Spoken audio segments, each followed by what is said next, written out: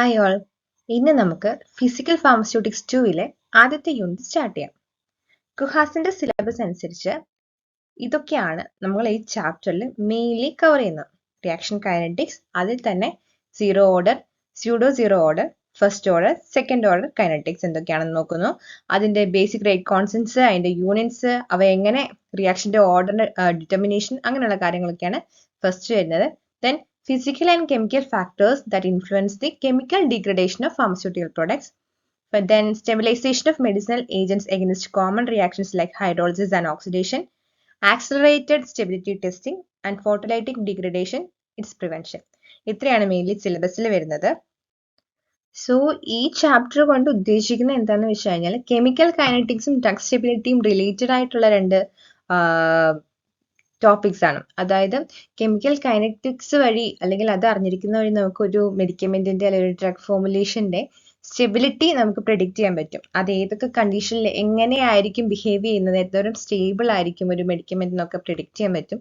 അതുപോലെ തന്നെ അതിന്റെ ഷെൽഫ് ലൈഫ്, ഒരു പ്രിപ്പറേഷൻ ഉണ്ടായി കഴിഞ്ഞാൽ അതിന്റെ ഷെൽഫ് ലൈഫ് എത്രയാണ്, സ്റ്റോറേജ് കണ്ടീഷൻ എങ്ങനെയായിരിക്കണം, അതിൽ യൂസ് ചെയ്യേണ്ട അല്ലെങ്കിൽ ആ ഒരു ഫോർമുലേഷൻ ആപ്റ്റ് ആയിട്ടുള്ള എക്സിപ്പിയൻസ് ഏതൊക്കെയാണെന്നൊക്കെ ഒന്ന് പ്രെഡിക്റ്റ് ചെയ്യാനായിട്ട് കെമിക്കൽ കൈനറ്റിക്സും ഡ്രഗ് സ്റ്റെബിലിറ്റിയും നമ്മളെ ഹെൽപ്പ് ചെയ്യുന്നുണ്ട്.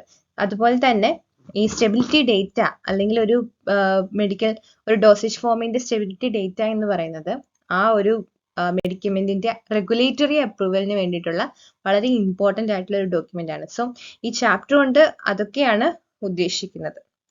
നമുക്ക് ചാപ്റ്ററിലേക്ക് കടക്കാം. അപ്പം ഫസ്റ്റ് ഓഫ് ഓൾ നമുക്ക് ഈ ചാപ്റ്ററിൽ നമ്മൾ കോമൺ ആയിട്ട് കാണാൻ പോകുന്ന കുറച്ച് ടോപ്പിക്സ് അല്ലെങ്കിൽ കുറച്ച് ഡെഫിനിഷൻസ് നോക്കാം. നമ്മൾ റിപ്പീറ്റഡ് ആയിട്ട് പറയുന്ന കുറച്ച് വാക്കുകൾ. ഫസ്റ്റ് വൺ ആണ് കെമിക്കൽ കൈനറ്റിക്സ്. നമ്മുടെ ചാപ്റ്റർ തുടങ്ങുന്നത് തന്നെ കെമിക്കൽ കൈനറ്റിക്സിലാണ്. എന്താണ് കെമിക്കൽ കൈനറ്റിക്സ്? കെമിക്കൽ കൈനറ്റിക്സ് എന്ന് പറയുന്നത് it's A study that includes the rate of chemical process ഒക്കെ ഡ്യൂറിങ് എ കെമിക്കൽ റിയാക്ഷൻ. ഒരു കെമിക്കൽ റിയാക്ഷൻ നടക്കുമ്പോൾ ഉണ്ടാകുന്ന പ്രോസസ്സിന്റെ റേറ്റ്, ഏത് റേറ്റിലാണ് ആ കെമിക്കൽ പ്രോസസ്സ് നടക്കുന്നത്, അതിനെക്കുറിച്ചുള്ള പഠനത്തിനെയാണ് നമ്മൾ പൊതുവെ കെമിക്കൽ കൈനറ്റിക്സ് എന്ന് പറയുന്നത്. എന്താണ് റേറ്റ് ഓഫ് റിയാക്ഷൻ? ഒരു കെമിക്കൽ റിയാക്ഷൻ എത്ര സ്പീഡിൽ നടക്കുന്നു, എത്ര വേഗതയിൽ നടക്കുന്നു, അതിനെയാണ് നമ്മൾ റേറ്റ് ഓഫ് റിയാക്ഷൻ എന്ന് പറയുന്നത്.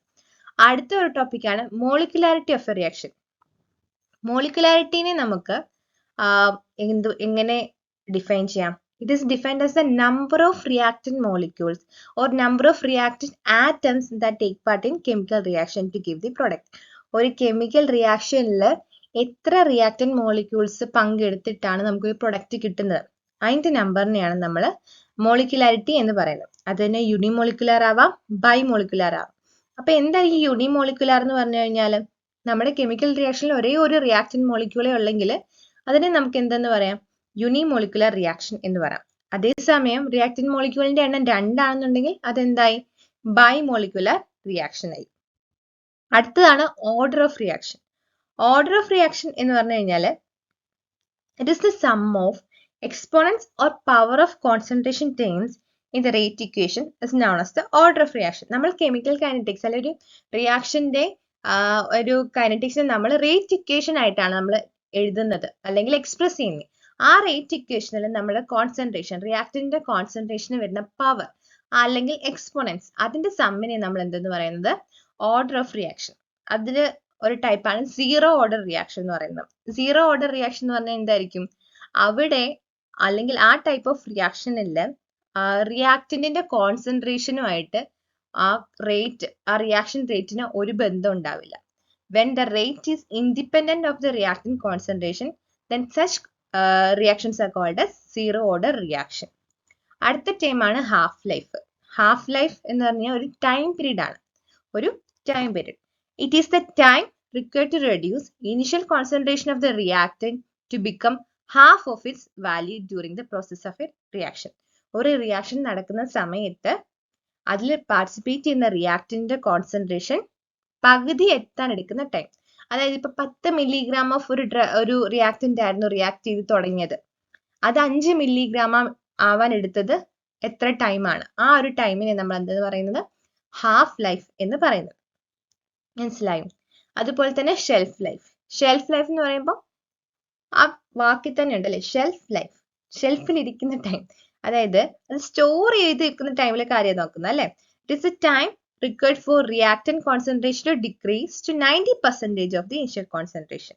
അതായത് 100% ഉണ്ടായിരുന്ന റിയാക്റ്റന്റ് കോൺസെൻട്രേഷൻ 90%ത്തിലേക്ക് എത്താൻ എടുക്കുന്ന ടൈമിനെ നമ്മൾ എന്തെന്ന് പറയുന്നത് ഷെൽഫ് ലൈഫ് എന്ന് പറയുന്നത്. ഹാഫ് ലൈഫ് എന്ന് പറഞ്ഞാൽ റിയാക്റ്റന്റ് കോൺസെൻട്രേഷൻ ഇനിഷ്യൽ കോൺസെൻട്രേഷനിൽ നിന്നും ഹാഫ് ആവുന്ന ടൈം. ഷെൽഫ് ലൈഫ് എന്ന് പറഞ്ഞാൽ ഇനിഷ്യൽ കോൺസെൻട്രേഷനിൽ നിന്നും അത് റെഡ്യൂസ് ചെയ്ത് 90%ലേക്ക് എത്തുന്ന ടൈം. ഇത്രയാണ് കോമൺ ആയിട്ട് നമ്മൾ ഈ ചാപ്റ്ററിൽ കാണുന്ന കുറച്ച് വാക്കുകൾ അല്ലെങ്കിൽ കുറച്ച് ഡെഫിനേഷൻസ്. ഇപ്പോൾ റിയാക്ഷൻ കൈനറ്റിക്സ് എന്താണെന്ന് പറഞ്ഞ് തുടങ്ങാം. ഇപ്പോൾ റിയാക്ഷൻ കൈനറ്റിക്സ് നമ്മൾ വേറൊരു പേര് പറയുന്നതാണ് കെമിക്കൽ കൈനറ്റിക്സ് എന്നുള്ളത്. It includes the study of speed or rate of chemical process that occur during chemical reaction. നമ്മൾ ഈ ഡെഫിനേഷൻ കണ്ടിരുന്നു അല്ലേ? ഒരു കെമിക്കൽ റിയാക്ഷനിൽ നടക്കുന്ന കെമിക്കൽ പ്രോസസ്സിന്റെ സ്പീഡ്, അതിനെയാണ് നമ്മൾ എന്തെന്ന് പറയുന്നത്, അതിനെക്കുറിച്ചുള്ള പഠനത്തിനെയാണ് നമ്മൾ എന്തെന്ന് പറയുന്നത് റിയാക്ഷൻ കൈനറ്റിക്സ് അല്ലെങ്കിൽ കെമിക്കൽ കൈനറ്റിക്സ് എന്ന് പറയുന്നത്. ഈ റേറ്റ് ഓഫ് റിയാക്ഷൻ അല്ലെങ്കിൽ സ്പീഡ് എന്ന് പറയുന്നത് നമ്മൾ മെഷർ ചെയ്യുന്നത് change in concentration with respect to time. Change in concentration that is DC with respect to time that is DT. അതായത് rate of reaction is equal to plus or minus dC/dt. അപ്പം change in concentration with respect to time. What is this plus or minus means? എന്താണ് ഇവിടെ ഈ plus or minus കൊണ്ട് ഉദ്ദേശിക്കുന്നത്? Positive sign, ഒരു positive sign കാണിക്കുന്നത് അവിടുത്തെ കോൺസെൻട്രേഷന്റെ increase ആണ്. ആ റിയാക്ഷൻ തുടങ്ങി ഒരു ടൈം എത്തുന്നത് വരെ ഉണ്ടാവുന്ന ഇൻക്രീസ്. ചില റിയാക്ഷനിൽ റിയാക്ഷൻ കോൺസെൻട്രേഷൻ കൂടുന്നതായിട്ട് കാണാം. അങ്ങനെയുള്ള റിയാക്ഷൻസിനെ നമ്മൾ പോസിറ്റീവ് സൈൻസ് വെച്ച് ഇൻഡിക്കേറ്റ് ചെയ്യുന്നത്. അപ്പൊ എന്തായിരിക്കും നെഗറ്റീവ് സൈൻ ഇൻഡിക്കേറ്റ് ചെയ്യുന്നത്? The negative sign indicates decrease in concentration with respect to time. Okay, അതുകൊണ്ട് തന്നെ റേറ്റ് ഓഫ് റിയാക്ഷൻ നമുക്ക് പ്ലസ് ഓർ മൈനസ് dC/dt എന്ന് എഴുതാം. അപ്പോൾ ഒരു റേറ്റ് പ്രോസസ്സിനെ ലോ ഓഫ് മാസ് ആക്ഷൻ വെച്ച് എങ്ങനെ എക്സ്പ്ലെയിൻ ചെയ്യുന്നത് നോക്കാം. അതിന് വേണ്ടിയിട്ട് നമ്മളിവിടെ ഈഥൈൽ അസിറ്റേറ്റിന്റെ ഹൈഡ്രോളിസിസ് ആണ് ഒരു എക്സാമ്പിൾ ആയിട്ട് എടുത്തിരിക്കുന്നത്. ഈഥൈൽ അസിറ്റേറ്റിന്റെ ഹൈഡ്രോളിസിസ്. എന്താണ് ഹൈഡ്രോളിസിസ്? ഹൈഡ്രോളിസിസ് എന്ന് പറഞ്ഞു കഴിഞ്ഞാൽ അഡീഷൻ ഓഫ് വാട്ടർ അല്ലെ റിയാക്ഷൻ വിത്ത് വാട്ടർ. ആ ഒരു പ്രോസസ്സിനെയാണ് നമ്മൾ എന്തെന്ന് പറയുന്നത് ഹൈഡ്രോളിസിസ് എന്ന് പറയുമ്പോൾ. ഈഥൈൽ അസിറ്റേറ്റ് വാട്ടറുമായിട്ട് റിയാക്ട് ചെയ്യുമ്പോൾ നമുക്ക് എഥനോളും അസിറ്റിക് ആസിഡും കിട്ടും അല്ലേ? അപ്പൊ ഈ ഒരു റിയാക്ഷന്റെ ഈഥൈൽ അസിറ്റേറ്റ് വാട്ടറുമായി റിയാക്ട് ചെയ്ത് നമുക്ക് പ്രൊഡക്റ്റ് കിട്ടുന്ന ഈ ഒരു റിയാക്ഷന്റെ റേറ്റ് നമുക്ക് എങ്ങനെ എഴുതാം? Rate is equal to minus dC/dt. Minus എന്തുകൊണ്ടാ വന്നത്? അവിടെ ഒരു നെഗറ്റീവ് സൈൻ വന്നത് എന്തുകൊണ്ടാ? ഇവിടുത്തെ ഈ രണ്ട് റിയാക്ടന്റിന്റെയും കോൺസെൻട്രേഷൻ കുറഞ്ഞ് അത് വേറെ രണ്ട് പ്രൊഡക്റ്റ് ആയിട്ട് മാറുന്നുണ്ട് അല്ലേ? അതുകൊണ്ട് തന്നെ നമുക്ക് എന്ത് എഴുതാം? മൈനസ് സൈൻ ഇവിടെ എഴുതാം. അതായത് റിയാക്ടന്റ് കോൺസെൻട്രേഷൻ ഈസ് ഡിക്രീസിങ്. അതുകൊണ്ട് തന്നെ നമുക്ക് ചേഞ്ച് ഇൻ കോൺസെൻട്രേഷനെ കുറയുന്ന രീതിയിൽ കാണിക്കാൻ വേണ്ടിയിട്ട് ഈ നെഗറ്റീവ് സൈൻ ഇവിടെ കൊടുക്കാം. And rate is equal to change in concentration of reactant അല്ലെ? ഏതൊക്കെയാണ് ഇവിടുത്തെ റിയാക്ടന്റ്? ഒന്ന് ഈഥൈൽ അസിറ്റേറ്റും മറ്റൊന്ന് വാട്ടറും. അപ്പോൾ ഈ റിയാക്ഷന്റെ റേറ്റ് അത് എന്തിന് ഈക്വൽ ആയിരിക്കും? ഈഥൈൽ അസിറ്റേറ്റിന്റെ ചേഞ്ച് കോൺസെൻട്രേഷനിലെ ചേഞ്ച് വിത്ത് റെസ്പെക്ട് ടു ടൈമിനും അതുപോലെ തന്നെ വാട്ടറിന്റെ കോൺസെൻട്രേഷന്റെ ചേഞ്ച് വിത്ത് റെസ്പെക്ട് ടു ടൈമിനും ഈക്വൽ ആയിരിക്കും. ലോ ഓഫ് മാസ് ആക്ഷൻ പറയുന്നത് എന്താണ്? According to the law of mass action, the rate of chemical reaction is proportional to the product of the molar concentration of the reactant, each raised to the power equal to the number of molecules of substance undergoing reaction. അതായത് ഒരു chemical റിയാക്ഷന്റെ rate എന്തിന് proportional ആയിരിക്കും? റിയാക്ടന്റിന്റെ molar കോൺസെൻട്രേഷന്റെ പ്രൊഡക്റ്റിന് proportional ആയിരിക്കും. ഈ reactor മോളിക്യൂൾസിന് ഒരു power കൊടുക്കും. അതായത് എത്ര നമ്പർ മോളിക്യൂൾസ് ആ റിയാക്ഷനിൽ ഏർപ്പെടുന്നുണ്ട്. അപ്പം ഇവിടെ ഈ ഈഥൈൽ അസിറ്റേറ്റിന്റെ കേസ് ഒരു എക്സാമ്പിൾ ആയിട്ട് എടുത്ത് ഇവിടെ 2CH3CO, അല്ലെങ്കിൽ +2H2O എന്നായിരുന്നെങ്കിൽ അവിടെ എത്ര മോളിക്യൂൾ ഓഫ് ഈഥൈൽ അസിറ്റേറ്റ് വരുന്നുണ്ടായിരുന്നു? 2 molecule of ethyl acetate 2 water molecule ആയിട്ട് റിയാക്ട് ചെയ്യല്ലേ? അപ്പൊ നമ്മൾ അതിന്റെ റേറ്റ് എഴുതുമ്പം ആ 2 എന്നുള്ളതിനെ നമ്മൾ എന്തായിട്ട് കാണിക്കും? പവർ ആയിട്ട് കാണിക്കും. നെക്സ്റ്റ്, അതായത് MA + NB that gives product അല്ലെ? ഇവിടെ A എന്ന റിയാക്ടന്റും B എന്ന റിയാക്ടന്റും കൂടി റിയാക്ട് ചെയ്തിട്ട് നമുക്ക് എന്ത് കിട്ടുന്നു? പ്രൊഡക്റ്റ് കിട്ടുന്നു. എത്ര നമ്പർ ഓഫ് A?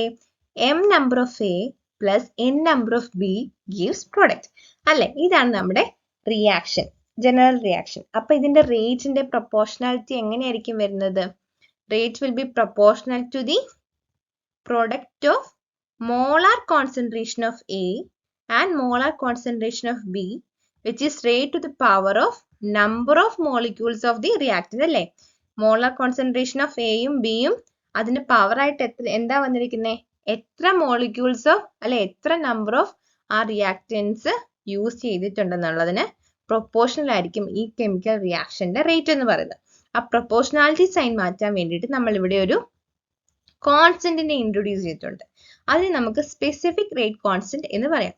ഈ റിയാക്ഷന്റെ സ്പെസിഫിക് റേറ്റ് കോൺസ്റ്റന്റ് എന്താണ്, Km+n ആണ്, which is a specific rate constant of overall order m+n, and A and B are the molar concentration of A and B respectively. Okay, അപ്പോൾ the rate of chemical reaction is expressed in terms of reaction rate constant. നമ്മളത് പറഞ്ഞു. Rate constant വലിയൊരു value ആണെങ്കിൽ reaction എന്ന് പറയുന്നതും അതുപോലെ faster ആയിരിക്കും. അതുപോലെ തന്നെ സ്പെസിഫിക് റേറ്റ് കോൺസ്റ്റന്റ് നമ്മുടെ ഒരു എക്സ്പെരിമെന്റൽ കണ്ടീഷനിൽ ഗിവൺ സെറ്റ് ഓഫ് എക്സ്പെരിമെന്റ് കണ്ടീഷനിൽ മാറുകയില്ല, അതൊരു കോൺസ്റ്റന്റ് വാല്യൂ തന്നെ ആയിരിക്കും അല്ലേ. The K value reflects A gross picture about the reaction. നമുക്ക് ആ കെ വാല്യൂ കാണുമ്പോൾ അറിയാം. ഹയർ വാല്യൂ ആണെങ്കിൽ റിയാക്ഷൻ റേറ്റ് ഫാസ്റ്റർ ആയിരിക്കും, ലോവർ വാല്യൂ ആണെങ്കിൽ റിയാക്ഷൻ റേറ്റ് കുറവായിരിക്കും. അപ്പോൾ ഒരു ഓവർ റിയാക്ഷൻ എങ്ങനെയാണെന്ന് നമുക്ക് കെ വാല്യൂ നോക്കിക്കഴിഞ്ഞാൽ മനസ്സിലാവും. അടുത്ത ടോപ്പിക്കാണ് മോളിക്കുലാരിറ്റി ഓഫ് റിയാക്ഷൻ. എന്താണ് മോളിക്കുലാരിറ്റി ഓഫ് റിയാക്ഷൻ നമ്മൾ ഇൻട്രൊഡക്ഷനിൽ കണ്ടായിരുന്നു അല്ലേ. എത്ര നമ്പർ ഓഫ് അല്ലെ റിയാക്റ്റന്റ് മോളിക്യൂൾസ് ഒരു കെമിക്കൽ റിയാക്ഷനിൽ ഭാഗമാവുന്നുണ്ട്, നമുക്ക് പ്രൊഡക്റ്റ് തരാൻ വേണ്ടിയിട്ട് എത്ര റിയാക്റ്റന്റ് മോളിക്യൂൾസ് ആ റിയാക്ഷൻ പങ്കെടുക്കുന്നുണ്ട്, അതിനെയാണ് നമ്മൾ എന്തെന്ന് പറയുന്നത്, മോളിക്കുലാരിറ്റി ഓഫ് റിയാക്ഷൻ എന്ന് പറയുന്നത്. അത് നമ്മൾ എക്സ്പ്രസ് ചെയ്യുന്ന ഒരു സ്റ്റോക്യോമെട്രിക് ഇക്വേഷൻ ആയതുകൊണ്ട് തന്നെ മോളിക്കുലാരിറ്റി എന്ന് പറയുന്ന ഒരു ഹോൾ നമ്പർ ആയിരിക്കണം, അത് സ്മോളർ ഇന്റഗ്രൽ നമ്പർ ആയിരിക്കണം, അതൊരു സീറോയോ അല്ലെങ്കിൽ ഫ്രാക്ഷനോ ആവാൻ പാടില്ല. അപ്പോൾ നമ്മൾ ഇൻട്രൊഡക്ഷനിൽ തന്നെ കണ്ടിരുന്നു മോളിക്കുലാരിറ്റി യൂണിമോളിക്കുലർ റിയാക്ഷൻ ഉണ്ടാവാം, ബൈമോളിക്കുലർ റിയാക്ഷൻ ഉണ്ടാവുന്ന. എന്തായിരുന്നു യൂണിമോളിക്കുലർ റിയാക്ഷൻ? ഒരു കെമിക്കൽ റിയാക്ഷനിൽ ഒരേ ഒരു റിയാക്റ്റന്റ് മോളിക്യൂളെ ഉള്ളൂ എങ്കിൽ അത് നമുക്ക് എന്തെന്ന് പറയാം, യൂണിമോളിക്കുലർ റിയാക്ഷൻ എന്ന് പറയാം. ഫോർ എക്സാമ്പിൾ ബ്രോമിൻ മോളിക്യൂൾസ് ആയിട്ട് മാറുന്ന ഒരു റിയാക്ഷൻ നോക്കിക്കേ, Br2 2Br ആയിട്ട് മാറുന്നു. ഇവിടെ ഒരൊറ്റ റിയാക്റ്റന്റേ ഉള്ളൂ, നമുക്ക് പ്രൊഡക്റ്റ് കിട്ടുന്നുമുണ്ട്. ഇങ്ങനെയുള്ള റിയാക്ഷൻസിനെ നമുക്ക് എന്തെന്ന് പറയാം, യൂണിമോളിക്കുലർ റിയാക്ഷൻസ് എന്ന് പറയാം. അതുപോലെ തന്നെ വൈറ്റമിൻ എയുടെ കൺവേർഷൻ ട്രാൻസ്ഫോമിൽ നിന്നും സിസ് ഫോമിലേക്കുള്ള കൺവേർഷൻ എന്താണ്, ഒരു യൂണിമോളിക്കുലർ റിയാക്ഷൻ ആണ്. അവിടെ പ്രൊഡക്റ്റിൽ എന്തെങ്കിലും മാറ്റം വരുന്നുണ്ടോ? വൈറ്റമിൻ എ തന്നെയാണ് അടുത്ത പ്രൊഡക്റ്റ് ആയിട്ട് കൺവേർട്ട് ചെയ്യുന്നത്, അതിന്റെ എന്ത് മാറുന്നു, ഓറിയന്റേഷൻ മാറിയിട്ട് ട്രാൻസ്ഫോമിൽ നിന്ന് അത് സിസ് ഫോമിലേക്ക് മാറുന്നു. ഒരൊറ്റ റിയാക്റ്റന്റേ ഉള്ളൂ. അപ്പം സച്ച് റിയാക്ഷൻസിനെ നമുക്ക് എന്ത് പറയാം, യൂണിമോളിക്കുലർ റിയാക്ഷൻ എന്ന് പറയാം. അപ്പം ബൈമോളിക്കുലർ റിയാക്ഷൻ എന്തായിരുന്നു, രണ്ട് റിയാക്റ്റന്റ് മോളിക്യൂൾസ് ഉണ്ട്, ഒരു റിയാക്ഷനിൽ രണ്ട് മോളിക്കുലർ റിയാക്ടൻസ് ഉണ്ട്, അതാണ് കൺവേർട്ട് ചെയ്തിട്ട് പ്രൊഡക്റ്റ് ആയിട്ട് കിട്ടുന്നതെങ്കിൽ അങ്ങനെയുള്ള റിയാക്ഷൻസിന് നമുക്ക് എന്ത് പറയാം, ബൈമോളിക്കുലർ റിയാക്ഷൻ എന്ന് പറയാം. അത് തന്നെ സെയിം ടൈപ്പ് ഓഫ് റിയാക്ഷൻ, അതായത് 2HI, അതായത് രണ്ട് ഡിഫറെന്റ് റിയാക്ഷൻ മോളിക്യൂൾസ് കമ്പൈൻ ചെയ്തുണ്ടായിരിക്കുന്ന ഒരു കോമ്പൗണ്ട് എന്ത് ചെയ്യുന്നു, ഡിവൈഡ് ചെയ്തിട്ട് രണ്ട് ഇൻഡിവിജ്വൽ പ്രൊഡക്റ്റ് നമുക്ക് തരുന്നു അല്ലെ. അങ്ങനെയുള്ള റിയാക്ഷൻസിന് നമുക്ക് എന്തെന്ന് പറയാം, സെയിം ടൈപ്പ് ഓഫ് റിയാക്ഷൻസ് എന്ന് പറയാം. അതിന് എക്സാമ്പിൾ, വേറെ എക്സാമ്പിൾ തന്നെ ഹൈഡ്രജൻ പെറോക്സൈഡിന്റെ ഡിസോസിയേഷൻ ആണ്. ഹൈഡ്രജൻ പെറോക്സൈഡ് ഡിസോസിയേറ്റ് ചെയ്ത് വാട്ടറും ഓക്സിജനും ആവുന്ന ഒരു റിയാക്ഷൻ. അതല്ലെങ്കിൽ ഡിഫറെന്റ് റിയാക്ടൻസ്, അതിനൊരു എക്സാമ്പിൾ പറഞ്ഞേക്കുന്നത് alkaline hydrolysis of ethyl acetate. Ethyl acetate alkaline hydrolysis undergo ചെയ്യുന്നു in presence of sodium hydroxide. അവിടെ രണ്ട് റിയാക്ടൻസ് ഉണ്ട് അല്ലെ. അപ്പൊ 3 റിയാക്റ്റന്റ് മോളിക്യൂൾസ് ഉണ്ടെങ്കിൽ അങ്ങനെയുള്ള റിയാക്ഷൻസിന് നമ്മൾ എന്ത് പറയും, ടെർമോളിക്കുലർ റിയാക്ഷൻസ് എന്ന് പറയും. എന്താണ് ടെർമോളിക്കുലർ റിയാക്ഷൻ? ഇവിടെ നോക്കിക്കേ, 2NO2, അവിടെ 3 റിയാക്റ്റന്റ് മോളിക്യൂൾസ് ഉണ്ട്. പക്ഷെ സാധാരണഗതിയിൽ ടെർമോളിക്കുലർ റിയാക്ഷൻസ് അങ്ങനെ കാണാറില്ല. കാരണം ഈ 3 മോളിക്യൂൾസ് ഒരുമിച്ച് റിയാക്ട് ചെയ്തിട്ട് നമുക്കൊരു പ്രൊഡക്റ്റ് തരണമെന്നുണ്ടെങ്കിൽ ആ 3 മോളിക്യൂൾസും സഫീഷ്യന്റ് കൈനറ്റിക് എനർജിയിൽ അറ്റ് ദ സെയിം ടൈം സ്പേസിൽ അല്ലെങ്കിൽ ഒരു ഡെഫിനറ്റ് റീജിയനിൽ മീറ്റ് ചെയ്യണം, എങ്കിൽ മാത്രമേ നമ്മൾ ഉദ്ദേശിക്കുന്ന പ്രൊഡക്റ്റ് അവിടെ ഉണ്ടാവുള്ളൂ. അപ്പം അങ്ങനെ ഒരു ഇവന്റ് സാധാരണയായിട്ട് ഉണ്ടാവുന്നത് കുറച്ച് പാടാണ്, കുറച്ച് ബുദ്ധിമുട്ടുള്ള കാര്യമാണ്. അപ്പോൾ അതുകൊണ്ട് തന്നെ ടെർമോളിക്കുലർ റിയാക്ഷൻസ് അങ്ങനെ കോമൺ ആയിട്ട് കാണാനായിട്ട് പറ്റുന്നില്ല. ഇനി എന്തൊക്കെയാണ് കെമിക്കൽ കൈനറ്റിക്സിന്റെ ആപ്ലിക്കേഷൻസ് ഇൻ ഫാർമസി? ഒന്ന് ഡ്രഗ് സ്റ്റെബിലിറ്റി, പിന്നൊന്ന് ഡിസൊല്യൂഷൻ. ഡ്രഗ് സ്റ്റെബിലിറ്റി എന്താണെന്ന് എല്ലാവർക്കും അറിയാം അല്ലേ. ഒരു ഡ്രഗ് സ്റ്റേബിൾ ആയെങ്കിൽ മാത്രമേ അത് യൂസ് ചെയ്യുന്നതുകൊണ്ട് ഗുണമുള്ളൂ. ഇന്ന് പ്രിപ്പയർ ചെയ്ത സാധനം നാളെ ഡിറ്റോറിയേറ്റ് ചെയ്ത് പോയിട്ടുണ്ടെങ്കിൽ കാര്യമുണ്ടോ? ഇല്ല. അതൊരു പീരീഡ് ഓഫ് ടൈമിൽ സ്റ്റേബിൾ ആയിട്ട് തന്നെ ഇരിക്കണം, എങ്കിൽ മാത്രമേ നമുക്കത് മാർക്കറ്റിലേക്ക് ഇറക്കാനും മറ്റുള്ളവർക്ക് ഉപയോഗിക്കാനും വേണ്ടി പറ്റുകയുള്ളൂ അല്ലേ. അപ്പം ഡ്രഗ് സ്റ്റെബിലിറ്റിനെ, ഒരു പ്രൊഡക്റ്റിന്റെ ഡ്രഗ് സ്റ്റെബിലിറ്റി എന്തായിരിക്കും എന്നുള്ളതിന് ഒരു ബേസിക് ഐഡിയ അല്ലെങ്കിൽ ഒരു ബേസിക് പ്രഡിക്ഷൻ നടത്താൻ നമ്മുടെ കെമിക്കൽ കൈനറ്റിക്സിനെ കൊണ്ട് പറ്റും. എന്തൊക്കെയായിരിക്കും ഒരു മെഡിക്കമെന്റിന്റെ സ്റ്റെബിലിറ്റിനെ അഡ്വേഴ്സ്ലി അഫക്ട് ചെയ്യുന്ന എൻവയോൺമെന്റൽ കണ്ടീഷൻ അല്ലെങ്കിൽ കെമിക്കൽ കണ്ടീഷൻ, അങ്ങനെയുള്ള കാര്യങ്ങളൊക്കെ പ്രിഡിക്ട് ചെയ്യാനും ഇതിന്റെ എക്സ്പയറി, ഒരു ഫോർമുലേഷൻ ഉണ്ടാക്കി കഴിഞ്ഞാൽ കെമിക്കൽ റിയാക്ഷൻസ് വെച്ചിട്ട് അതിന്റെ ഒരു എക്സ്പയറി ഏത് പീരീഡ് വരെ ആയിരിക്കും എന്നുള്ള കാര്യങ്ങളൊക്കെ പ്രിഡിക്ട് ചെയ്യാനായിട്ട് നമുക്ക് കെമിക്കൽ കൈനറ്റിക്സ് യൂസ് ചെയ്യാം. സെക്കൻഡ് വൺ ആണ് ഡിസൊല്യൂഷൻ. എന്താണ് ഡിസൊല്യൂഷൻ? നമ്മൾ കഴിക്കുന്ന ഒരു മരുന്ന്, ഒരു ഇപ്പോൾ ടാബ്ലറ്റ് ആയിക്കോട്ടെ ക്യാപ്സ്യൂൾ ആയിക്കോട്ടെ, അത് നമ്മൾ കഴിച്ചു കഴിഞ്ഞു കഴിഞ്ഞാൽ വൺസ് അത് നമ്മുടെ സ്റ്റൊമക്കിൽ എത്തിക്കഴിഞ്ഞാൽ അത് കുഞ്ഞു പാർട്ടിക്കിൾ ആയിട്ട് മാറി നമ്മുടെ ബ്ലഡിലേക്ക് ഒരു സൊല്യൂഷൻ ഫോമിലേക്ക് എത്തിക്കഴിഞ്ഞാൽ മാത്രമേ അബ്സോർപ്ഷൻ നടക്കൂ എന്നുള്ളതാണ് നമ്മുടെ കൺസെപ്റ്റ് അല്ലേ. അപ്പം ആ ഒരു പ്രോസസ്സിനെ നമ്മൾ എന്തെന്ന് പറയുന്നത്? ഡിസൊല്യൂഷൻ എന്ന് പറയുന്നത് അല്ലേ. നമ്മൾ കഴിക്കുന്ന solid dosage form of drug immediately ഒരു മോളിക്കുലർ സൊല്യൂഷൻ ആയിട്ട് കൺവേർട്ട് ചെയ്യുന്ന പ്രോസസ്സിനെ നമ്മൾ എന്തെന്ന് പറയുന്നത്? ഡിസൊല്യൂഷൻ എന്ന് പറയുന്നത്. അപ്പം ആ ഡിസൊല്യൂഷൻ നമ്മൾ റേറ്റ് പ്രോസസ് ആയിട്ടാണ് എക്സ്പ്രസ് ചെയ്യുന്നത്. അപ്പം ഡിസൊല്യൂഷൻ റേറ്റ് കൂടുന്നതനുസരിച്ച് അബ്സോർപ്ഷനും കൂടും എന്നാണ് കണക്കാക്കപ്പെടുന്നത്. അപ്പം കൈനറ്റിക്സ് വെച്ചിട്ട് നമ്മൾ കെമിക്കൽ കൈനറ്റിക്സ് വെച്ച് നമുക്കൊരു നമ്മുടെ ഫാർമസ്യൂട്ടിക്കൽ ആപ്ലിക്കേഷനിൽ ഒന്നാമത് നിൽക്കുന്നത് എന്താണ്? ഡ്രഗ് സ്റ്റെബിലിറ്റി, അതായത് ഒരു ഡോസേജ് ഫോമിന്റെ സ്റ്റെബിലിറ്റി നമുക്ക് പ്രെഡിക്ട് ചെയ്യാനായിട്ട് പറ്റും. അതുപോലെ തന്നെ അതിന്റെ ഡിസൊല്യൂഷൻ എങ്ങനെയാണെന്ന് നമുക്ക് പ്രെഡിക്ട് ചെയ്യാൻ പറ്റും. അടുത്തതാണ് ഡ്രഗ് റിലീസ്. എന്താണ് ഡ്രഗ് റിലീസ്? ഒരു ഡോസേജ് ഫോമിൽ നിന്ന് എത്ര റേറ്റിൽ ഡ്രഗ് പുറത്തേക്ക് വരുന്നുണ്ട്, അതിന്റെ ആക്ഷൻ പ്രൊവൈഡ് ചെയ്യാൻ വേണ്ടിയിട്ട് എത്ര റേറ്റിൽ ഇത് പുറത്തേക്ക് വരുന്നുണ്ട്, ആ ഒരു പഠനമാണെന്ന് പറയുന്നത് ഡ്രഗ് റിലീസ് എന്ന് പറയുന്നത് അല്ലേ. അപ്പം ഈ ഡ്രഗ് റിലീസിന്റെ കേസ് നമ്മൾ കൈനറ്റിക്സ് വെച്ച് കൂടുതൽ ആപ്ലിക്കബിൾ ആവുന്ന പ്രോഡ്രഗ്സിന്റെ കേസിലാണ്. എന്താണ് പ്രോഡ്രഗ്സ്? അതായത് പ്രോഡ്രഗ്സ് എന്ന് പറഞ്ഞു കഴിഞ്ഞാൽ നമ്മളിപ്പോ എടുക്കുന്ന ഡോസേജ് ഫോമിൽ അതിന് തെറാപ്യൂട്ടിക് ആക്ടിവിറ്റി ഒന്നും ഉണ്ടാവില്ല. ഇപ്പൊ നമ്മൾ ഒരു പ്രോഡ്രഗിനെ ഒരു ഗുളികയായിട്ട് എടുത്തു, അങ്ങനെ അത് കഴിക്കുന്നതുകൊണ്ട് അതിന് തെറാപ്യൂട്ടിക് ആക്ടിവിറ്റി ഒന്നും ഇല്ല.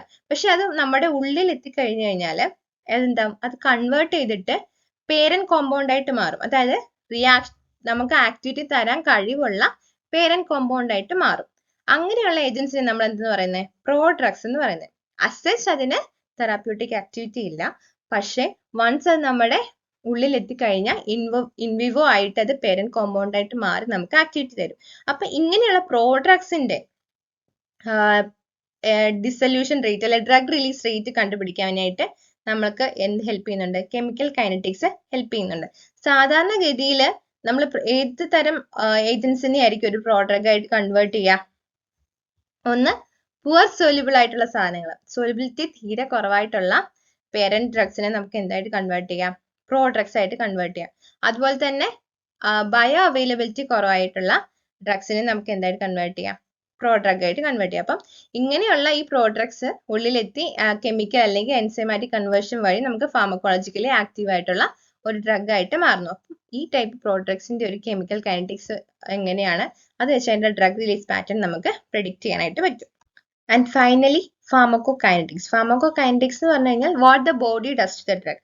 വൺസ് നമ്മൾ ഇൻജസ്റ്റ് ചെയ്തൊരു ഡ്രഗ് നമ്മുടെ ബോഡിയിലെത്തി എങ്ങനെയാണ് നമ്മുടെ ബോഡി അതിനെ ട്രീറ്റ് ചെയ്യുന്നത്? അത് അബ്സോർബ് ചെയ്യപ്പെടുന്നു, ഡിസ്ട്രിബ്യൂട്ട് ചെയ്യപ്പെടുന്നു, മെറ്റബോളൈസ് ചെയ്യപ്പെടുന്നു, അതിനെ എലിമിനേറ്റ് ചെയ്യപ്പെടുന്നു. അപ്പൊ ഇതൊരു സീരീസ് ഓഫ് പ്രോസസ് ആണ്. അതിനൊരു ഡെഫിനിറ്റ് ടൈം ഉണ്ട്. അബ്സോർപ്ഷൻ ടൈം, അതിന്റെ മെറ്റബോളിസം, ഡിസ്ട്രിബ്യൂഷൻ, അതിന്റെ എലിമിനേഷൻ ഒക്കെ ഓരോ ടൈം പീരീഡ് ഉണ്ട്. ഇതൊക്കെ നമുക്ക് ഓരോ പ്രോസസ്സിനെ നമുക്ക് റേറ്റ് കോൺസ്റ്റന്റ് വെച്ച് എക്സ്പ്രസ് ചെയ്യാൻ പറ്റും. അപ്പൊ ഇത്രയുമാണ് നമുക്ക് കെമിക്കൽ കൈനറ്റിക്സ് വെച്ച് നമുക്കൊരു ഡ്രഗിന്റെ സ്റ്റെബിലിറ്റി, അതുപോലെ തന്നെ dissolution rate, drug release rate, അതിന്റെ ഫാർമക്കോകൈനറ്റിക് പ്രോപ്പർട്ടി, ഇത്രയൊക്കെ കാര്യങ്ങൾ നമുക്ക് എന്ത് ചെയ്യാൻ പറ്റും?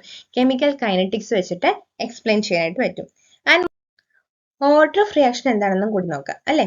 ഓർഡർ ഓഫ് റിയാക്ഷൻ എന്താണെന്ന് നമ്മൾ നേരത്തെ പറഞ്ഞു അല്ലെ. ഒരു ഓവറോൾ ഓർഡർ ഓഫ് റിയാക്ഷൻ എന്ന് പറയുന്നത് എന്താണ്? It is equal to the sum of the power of concentration terms affecting the experimental determined rate. അതായത് ഒരു കെമിക്കൽ റിയാക്ഷനിലെ റിയാക്ടന്റിന്റെ പവേഴ്സ്, അതിന്റെ സമ്മിനെ നമ്മൾ എന്തെന്ന് പറഞ്ഞത്? ഓർഡർ ഓഫ് എ റിയാക്ഷൻ എന്ന് പറയുന്നത്. അപ്പൊ ഈ ഒരു എക്സാമ്പിൾ നോക്കിക്കേ.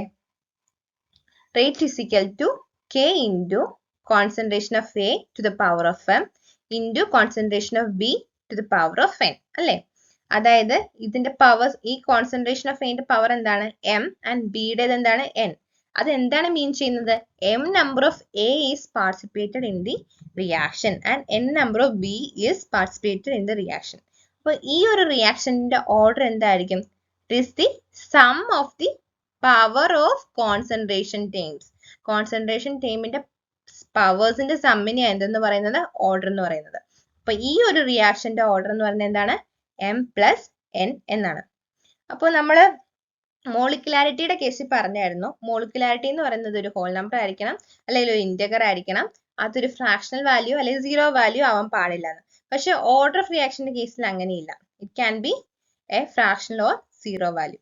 അപ്പം ഓർഡർ ഓഫ് റിയാക്ഷൻ എന്താന്ന് പറഞ്ഞേ, it is the sum of the powers of concentration term in A chemical reaction. അപ്പം ഈ ഒരു റിയാക്ഷനിൽ മനസ്സിലായില്ലേ, കോൺസെൻട്രേഷൻ ടേംസ് എയും ബിയും ആണ്, അതിന്റെ പവേഴ്സ് ആയിട്ടുള്ള m and n സം ചെയ്യുമ്പോൾ കിട്ടുന്നതാണ് എന്ന് പറഞ്ഞ ഈ ഒരു റിയാക്ഷന്റെ ഓർഡർ എന്ന് പറയുന്നത്. അപ്പം എന്തുകൊണ്ടായിരിക്കും ഒരേ റിയാക്ഷന് ഡിഫറെന്റ് മോളിക്കുലാരിറ്റിയും ഡിഫറെന്റ് ഓർഡറും വരുന്നത്? 3 മെയിൻ കാരണങ്ങളാണുള്ളത്. ഒന്ന്, ഒരു റിയാക്ടന്റ്, ഇപ്പൊ 2 റിയാക്ടന്റ് പങ്കെടുക്കുന്ന റിയാക്ഷൻ ആണ്, എയും ബിയും ആണെന്നുണ്ടെങ്കിൽ അതിൽ എയുടെ അളവ് വളരെ കൂടുതലാണെന്ന് വിചാരിക്കാം, അല്ലെ? വളരെ കൂടുതലാണെന്ന് വിചാരിക്കുകയാണ്. അതായത് ആ ഒരു റിയാക്ടന്റ് ചേഞ്ച് നമുക്ക് വളരെ പെട്ടെന്നൊന്നും കണ്ടുപിടിക്കാനായിട്ട് പറ്റുന്നില്ല. എയുടെ അളവ് വളരെ കൂടുതലായതുകൊണ്ട് തന്നെ അതിലെ ഒരു ചേഞ്ച് നമുക്ക് മെഷർ ചെയ്യാനായിട്ട് പറ്റുന്നില്ല.